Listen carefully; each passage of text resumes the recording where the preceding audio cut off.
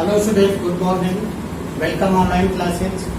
आज class 10th के student social science में ज्योग्राफी का पोर्शन और इसमें हम लोग लेसन नंबर 5 आज स्टार्ट करेंगे।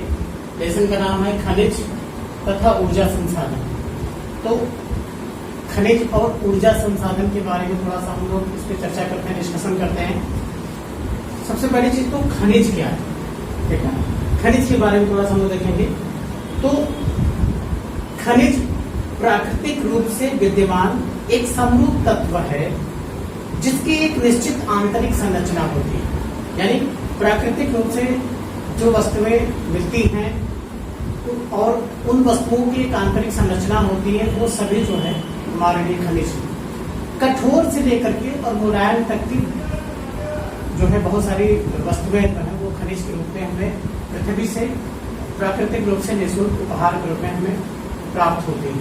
तो खनिज के बारे में सबसे पहले हम लोग खनिज की थोड़ा सा वर्गीकरण करेंगे। खनिजों का वर्गीकरण, खनिजों का वर्गीकरण, वर्गीकरण यानी इसको हम लोग प्रकार कहते हैं। खनिज कितने प्रकार के होते हैं, तो खनिजों के प्रकार के यहाँ पे हम लोग खनिज का वर्गीकरण करते हैं और एक हम लोग चार्ट बनाते हैं यहाँ पे, ठीक। और इस चार्ट के माध्यम से बहुत सारी चीजें हम लोग क्लियर करेंगे स्टूडेंट। तो सबसे पहले खनिज जो होते हैं वो एक धात्विक खनिज, दूसरा अधात्विक खनिज और तीसरा है, इसको ऊर्जा संसाधन कह सकते हैं या इसको खनिज भी कह सकते हैं, ऊर्जा खनिज। तो जी इस तरीके से हम लोग इसे 3 भागों में डिवाइड कर सकते हैं खनिजों को। अब इसमें भी कई सारी चीजें हैं, जैसे हम लोग इसको ले लेते हैं धात्विक खनिज। तो धात्विक खनिज के 3 रूप। एक तो जिन खनिजों में लोहे का अंश पाया जाता है वो खनिज विलौह धातुएं कहलाती हैं। जिनमें लोहे का अंश नहीं पाया जाता है वो अलौह धातुएं कहलाती हैं। और इसी में बहुमूल्य धातुएं भी होती हैं।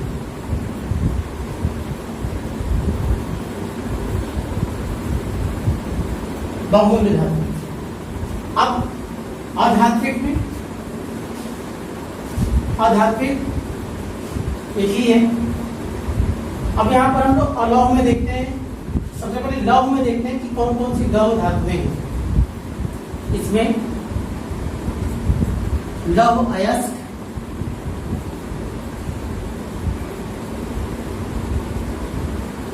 मैग्नीज, निकेल और कोबाल्ट, इन सब में लौहांश पाया जाता है, लोहे की मात्रा होती है, इसलिए इसको लौह धातु कहा जाता है। अब अलौह में लौहांश नहीं पाया जाता, लौह की मात्रा बिल्कुल भी नहीं होती है, जैसे तांबा, जस्ता, सीसा, बॉक्साइट, ये जो है अलौह धातु है। अब बहुमूल्य की बात कर लें तो बहुमूल्य में सोना, चांदी और प्लेटिनम, ये जो बहुमूल्य धातुएं हैं वो सोना, चांदी, प्लेटिनम है।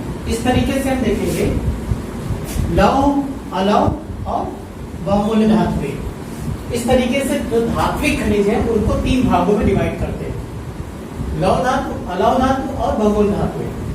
लौह धातु में लोहा है, लौह अयस्क, मैग्नीज, निकेल, कोबाल्ट, अलग धातुओं में तांबा, जस्ता, सीसा, बॉक्साइट है।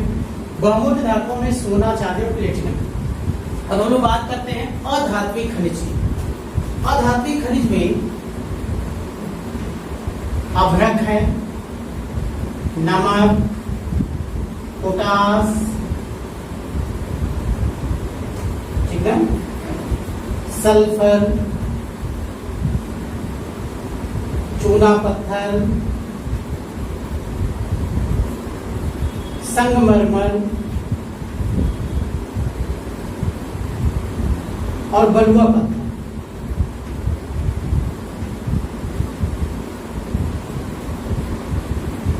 ये सब जो है वो अधात्विक खनिज में धातु की मात्रा नहीं होती बिल्कुल। तो ये अधात्विक खनिज है। अब हम लोग बात करते हैं ऊर्जा खनिज की, जो कि ऊर्जा संसाधन इसमें जुड़ा है लेसन में। ये तो खनिज हो गए धात्विक, अधात्विक। अब यहाँ पर ऊर्जा संसाधन भी जो है एक खनिज ही है। ऊर्जा जिनसे मशीनों, यंत्रों को संचालित करने के लिए शक्ति प्राप्त होती है, उसे ऊर्जा के संसाधन कहते हैं। ओके स्टूडेंट, तो अब हम लोग बात करेंगे, चर्चा करते हैं ऊर्जा संसाधन। तो ऊर्जा संसाधन को दो भागों में डिवाइड किया जाता है। हम लोग देखते हैं थोड़ा सा।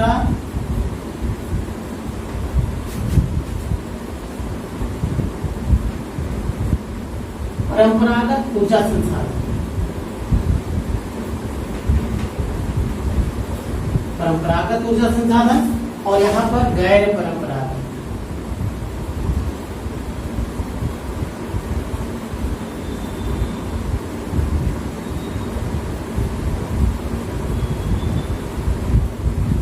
अब हम लोग थोड़ा सा चर्चा करते हैं कि परंपरागत ऊर्जा संसाधन और गैर परंपरागत ऊर्जा संसाधन क्या है।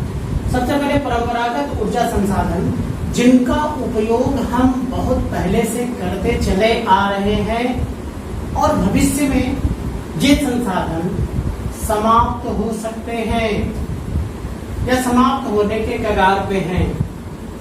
एक बार इसको यूज करने के बाद ये दोबारा हम यूज में नहीं ला सकते, इनको प्रयोग में नहीं ला सकते हैं, ये समाप्त होते चले जा रहे हैं। और इनके स्थान पर इनको बचाने के लिए, ताकि ये संसाधन, इन संसाधनों को हम जो है सतत पोषण इनका विकास कर सके, इनको संरक्षित रख सके, जिससे कि भावी पीढ़ी के लोग जो है वो भी जो है सही ढंग से इनका उपयोग कर सके। इनके स्थान पर गैर परंपरागत संसाधनों का विकास किया गया है, जो पूरी तरीके से प्रदूषण रहित होते हैं, जो पूरी तरीके से प्रकृति पर निर्भर करते हैं। ऐसे संसाधनों को गैर परंपरागत संसाधन के रूप में जाना जाता है। अब हम लोग सबसे पहले देखते हैं कि परंपरागत जो संसाधन है वो कौन कौन से। इसमें सबसे पहले कोयला, पेट्रोलियम या खनिज तेल भी इसको कहते हैं, प्राकृतिक गैस इसी में है,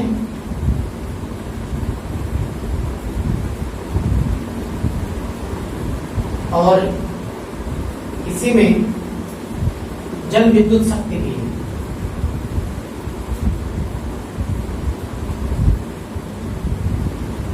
इस तरीके से जो परंपरागत ऊर्जा के संसाधन, उसमें कोयला, पेट्रोलियम, प्राकृतिक गैस जिनका उपयोग हम लोग घरेलू कार्यों में करते हैं वो हैं, और जल विद्युत शक्ति जो नहरों पे, नदियों में बांध बना करके और टरबाइनों के माध्यम से जो है विद्युत जो है वो घरों तक पहुंचता है, फैक्ट्रियों तक पहुंचता है। वो भी धीरे धीरे उनकी भी जो है विद्युत उत्पन्न करने की क्षमता होती है, जो है धीरे धीरे वो जितनी भी हम लोग विद्युत खर्च करते हैं वो उसकी जो कैपेसिटी खत्म होती चली जाती है। तो कहीं न कहीं जो है ये सारे जो है परंपरागत ऊर्जा के संसाधन है। कोयला एक बार उपयोग करने के बाद दोबारा इसका उपयोग नहीं किया जा सकता, कोयला जलने के बाद राख हो जाती है। पेट्रोलियम का उपयोग एक बार करने के बाद दोबारा हम नहीं कर सकते हैं, ठीक ना। प्राकृतिक गैस जो चूल्हा हम लोग घरों में खाना बनाने के लिए यूज करते हैं, गैस यदि एक बार खत्म हो जाता है दोबारा हम उसको प्रयोग में नहीं ला सकते हैं। तो इस तरीके से प्राकृतिक गैस और जल विद्युत, ये सारी चीजें जो है परंपरागत संसाधन है, हम इसको बहुत पहले से प्रयोग करते चले आ रहे हैं और ये भविष्य में जो है इनके समाप्त होने की भी संभावना बहुत ज्यादा है। अब इनके स्थान पर गैर परंपरागत ऊर्जा के संसाधनों का विकास किया गया है, जिसमें सौर ऊर्जा, पवन ऊर्जा, भूतापीय ऊर्जा,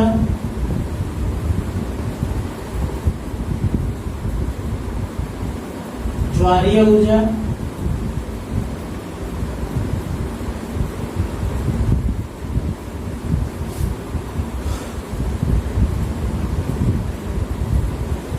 परमाणु ऊर्जा और बायोगैस, जिसको गोबर गैस भी बोलते हैं। ये सारी चीजें जो है वो गैर परंपरागत ऊर्जा के संसाधन के अंतर्गत आते हैं।